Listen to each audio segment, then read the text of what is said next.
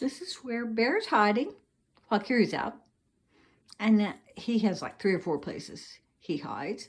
I announced that Kiri was coming out, that I was letting Kiri out, and this is where hidden. And then the door made noise like he was thinking about coming out.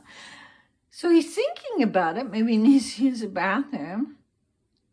Bear, I'll protect you if you want to come out. Come on.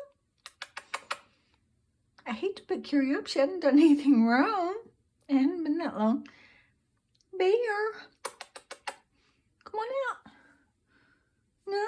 Come on. Let's see if we can find Kiri. Where's Kiri? Okay, Fozzie's, as usual, pretty relaxed. He's over there. And offhand, I don't see Rebus. Ah, there's Kiri sniffing up stairs. So here's Kiri. Bear's over there. I might just shut the door. It seemed like he wanted out, so a little concerned here. So anyway, I wonder where Rebus is. Okay, love you guys. I'll see what I can do.